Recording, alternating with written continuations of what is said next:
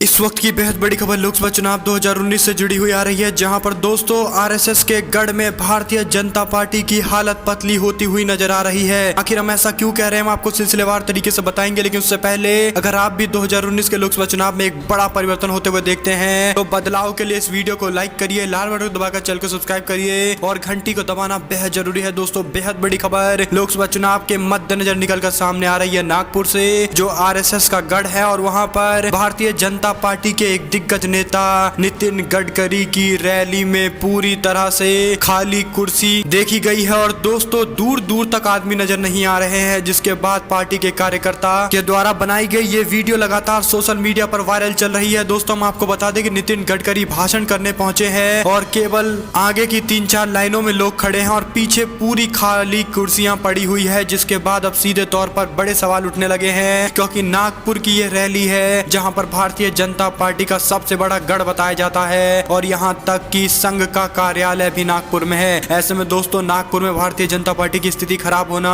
साफ साफ इस बात के संकेत देता है कि नितिन गडकरी जैसे दिग्गज नेता की रैली में अब भीड़ नहीं आना जनता के भारतीय जनता पार्टी का बहिष्कार करने की तरह माना जा सकता है। दोस्तों हम आपको बता दें कि नागपुर में हाल ही के कुछ दिनों पहले भारतीय जनता पार्टी के कई दिग्गज लोग कांग्रेस पार्टी में शामिल हो गए थे और इसके साथ ही दोस्तों कांग्रेस पार्टी ने अपना दमदार कैंडिडेट नागपुर से उतारा है और नाना पटोले कड़ी चुनौती देते हुए नजर आ रहे हैं नितिन गडकरी को। ऐसे में दोस्तों नितिन गडकरी की रैलियों में लोगों का न आना साफ तौर पर इस बात के संकेत मिलने लगे हैं कि अब भारतीय जनता पार्टी के लिए स्थिति बेहद खराब हो चुकी है। और हम आपको बता दें कि महाराष्ट्र में प्रधानमंत्री नरेंद्र मोदी की वर्धा में हुई रैली को लेकर भी सवाल उठाए जाने लगे थे, जहां पर प्रधानमंत्री नरेंद्र मोदी भाषण देने तो पहुंचे लेकिन पूरी तरह से ग्राउंड खाली नजर आया था। हम आपको बता दें कि चारों तरफ ग्राउंड के कुछ हिस्से में लोग खड़े थे, बाकी ज्यादातर हिस्सा खाली पड़ा हुआ था और भारतीय जनता पार्टी का दावा कि ग्राउंड छोटा पड़ जाएगा वो भी पूरी तरह से विफल होता हुआ नजर आया है। दोस्तों हम आपको बता दें कि बीजेपी की स्थिति बेहद खराब होती हुई महाराष्ट्र के साथ साथ कई और राज्यों में नजर आ रही है। इससे पहले कई सारे सर्वे भी बता रहे हैं कि शिवसेना और भारतीय जनता पार्टी की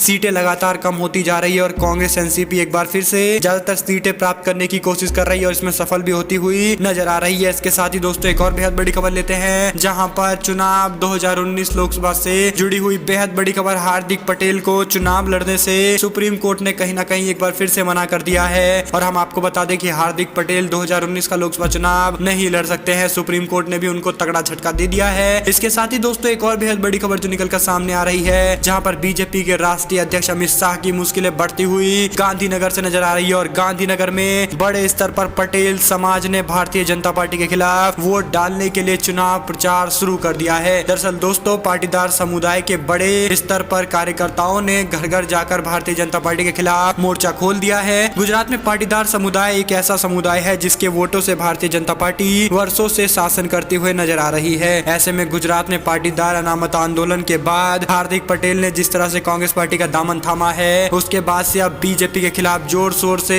पटेल समुदाय और पाटीदार समुदाय के लोग जमीनी स्तर पर काम करते हुए नजर आ रहे हैं और यहाँ तक कि गांधीनगर के कई हिस्सों में लोकसभा चुनाव लड़ रहे अमित शाह की मुश्किलें बढ़ाने के लिए घर घर जाकर कैंपेन करता हुआ पाटीदार समाज नजर आ रहा है। ऐसे में दोस्तों कई एनआरआई भी पाटीदार समुदाय के अब पहुंच चुके हैं गुजरात और उन्होंने जबरदस्त तरीके से बीजेपी के खिलाफ प्रचार प्रसार शुरू कर दिया है। हम आपको बता दें कि पाटीदार समुदाय भारतीय जनता पार्टी का एक कोर वोटर होता था और एक समय में भारतीय जनता पार्टी को बेहद ही बड़े अंतर से चुनाव जिताने में इस समुदाय का बेहद बड़ा रोल होता था। लेकिन दोस्तों आरक्षण के बाद और जिस तरह से हार्दिक पटेल का उदय हुआ है, उसके बाद से भारतीय जनता पार्टी पूरी तरह से बैकफुट पर नजर आ रही है। इसके साथ ही एक और बेहद बड़ी खबर लेते हैं, जहां पर बसपा विधायक मौलाना जमील लोकसभा चुनाव से पहले कांग्रेस पार्टी में शामिल हो चुके हैं। जमील ने पत्रकारों से बातचीत करते हुए कहा कि मायावती के नेतृत्व वाली पार्टी इसलिए छोड़ दी क्योंकि उन्हें लगता था कि आगामी लोकसभा चुनाव में कांग्रेस पार्टी ही बीजेपी का विकल्प है और भारतीय जनता पार्टी को पटक नहीं दे सकती है। विधायक ने दिल्ली के अंदर सोमवार को एआईसीसी की महासचिव ज्योतिरादित्य सिंधिया की मौजूदगी में कांग्रेस पार्टी का दामन थामा है। जमील ने 2012 के अंदर मीरपुर विधानसभा क्षेत्र से बसपा का टिकट पर नवनिर्वाचित हुए थे। हम आपको बता दें कि एक बड़ी खबर जो निकलकर सामने आ रही है, जहां पर बसपा के लिए बेहद बड़ा झटका है और दोस्तों कांग्रेस पार्टी को बेहद बड़ा कामयाबी मिलता हुआ उत्तर प्रदेश की सरजमी पर नजर आ रहा है। इसके साथ ही प्रियंका गांधी ने अपनी उत्तर प्रदेश के दौरे को एक बार फिर से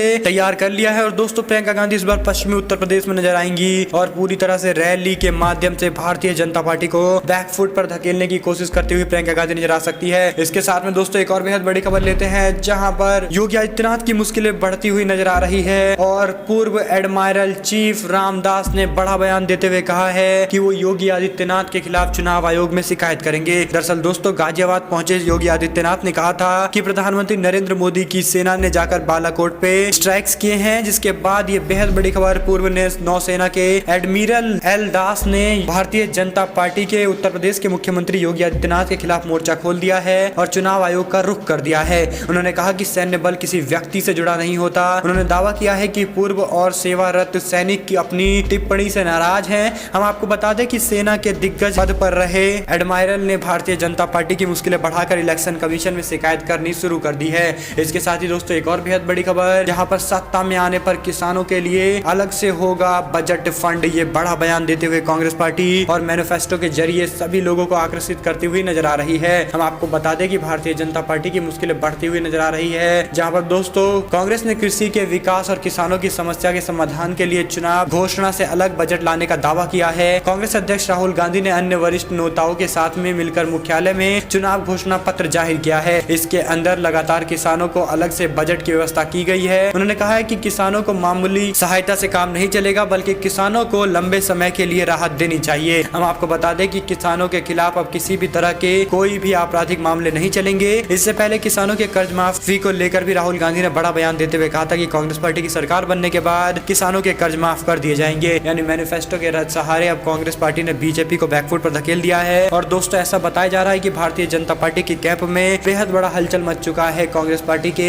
बड़े बड़े ऐलान के बाद। हम आपको बताएं कि 72,000 रुपए वाली स्कीम का ऐलान करने का भी बड़ा फायदा कांग्रेस पार्टी को मिला था और प्रधानमंत्री नरेंद्र मोदी और भारतीय जनता पार्टी ने उस स्कीम पर जबरदस्त तरीके से हमला भी किया है। लेकिन अब पूरी तरह से मुद्दा गरीब किसान के इर्द गिर्द घूमने लगा है, जिसके बाद अब बीजेपी की मुश्किलें बढ़ती हुई नजर आएंगी 2019 के लोकसभा चुनाव के मद्देनजर। हम आपको बता दें दोस्तों, हाई वोल्टेज ड्रामा देखने को मिला है हमीरपुर में, जहां पर अपने समर्थक को टिकट कटने के बाद सांसद के आगे लेट गया समर्थक। दरअसल दोस्तों, लोकसभा चुनाव के अंदर सांसद को लेकर अब लगातार टिकट बंटवारा हो रहा है। एक रिटायर्ड अधिकारी समर्थक को टिकट न मिलने को लेकर सांसद के आगे जमीन पर लेट गया है। कई घंटों तक मान मनोबल के बाद नेता को टिकट दिलवाने के लिए सांसद द्वारा पैरवी करने का आश्वासन देने के बाद ही समर्थक ने सांसद जी को आगे जाने दिया है। यानी सीट के बंटवारे को लेकर अब लगातार जबरदस्त तरीके से विरोध देखने को मिल रहा है। हम आपको बता दें कि अब उत्तर प्रदेश भारतीय जनता पार्टी और कांग्रेस पार्टी के बीच में सीधा मुकाबला नजर आता है। ऐसे में दोस्तों राज बब्बर ने भारतीय जनता पार्टी को तगड़ा झटका देते हुए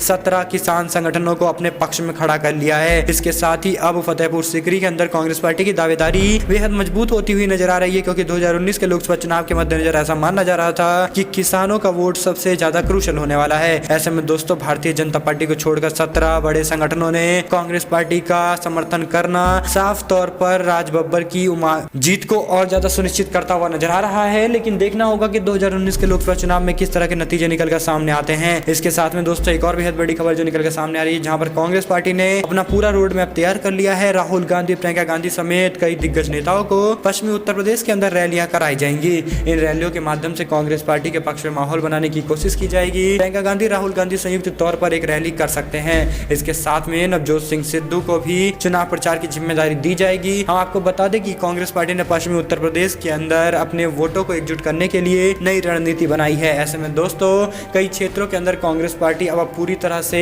एक्टिव होती हुई नजर आएगी और लोकसभा चुनाव के मद्देनजर ये बेहद बड़ी खबर बिग ब्रेकिंग न्यूज अपडेट के तहत निकलकर सामने आ रही थी, जिससे हमने आपको पल पल की अपडेट के तहत रूबरू कराई है। जहां पर पहली बड़ी खबर में हमने देखा कि किस तरह से भारतीय जनता पार्टी के दिग्गज नेता नितिन गडकरी की रैली में लोगों के नहीं आने से नितिन गडकरी की मुश्किलें बढ़ गई है। और ये उसी दिन हुआ जिस दिन प्रधानमंत्री नरेंद्र मोदी की रैली वर्धा के अंदर हुई थी। दरअसल दोस्तों नितिन गडकरी की मुश्किलें भी बढ़ती हुई नजर आ रही है और बीजेपी के कई दिग्गज नेता भीड़ जुटाने में पूरी तरह से असफल होते हुए नजर आ रहे हैं, जो सीधे तौर पर वोट को लेकर भी कहीं ना कहीं संशय के भाव को भी आगे बढ़ाता हुआ नजर आता है। ऐसे में दोस्तों पल पल की अपडेट लगातार आप तक लेकर आते रहेंगे, आपको सारी अपडेट से रूबरू कराते रहेंगे। इसके साथ ही हमने जाना कि किस तरह से भारतीय जनता पार्टी की मुश्किलें बढ़ा दी है। फतेहपुर सीकरी के अंदर कांग्रेस पार्टी के प्रत्याशी राज बब्बर ने, जिन्होंने 17 बड़े संगठनों का समर्थन अपने साथ ले लिया है और बीजेपी की मुश्किलें बढ़ा दी है। इसके साथ में दोस्तों हमने देखा कि उत्तर प्रदेश के अंदर कांग्रेस पार्टी भी अपने आप को मजबूत करने का बड़ा प्रयास कर रही है और प्रियंका गांधी, ज्योतिरादित्य सिंधिया और नवजोत सिंह सिद्धू जैसे स्टार प्रचारकों के माध्यम से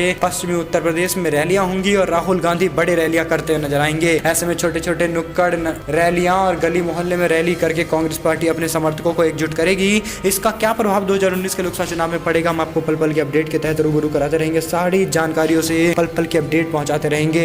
दोस्तों अगर आप भी 2019 के लोकसभा चुनाव में एक बड़ा परिवर्तन होते देखते हैं तो इस वीडियो को लाइक करिए, लाल बटन दबाइए, चैनल को सब्सक्राइब करिए और घंटी को दबाना बेहद जरूरी है। जुड़े रहने के लिए सभी दोस्तों भाइयों बहनों मित्रों का बहुत बहुत धन्यवाद। आप लोग देख रहे थे आप लोग का अपना चैनल जय हिंद जय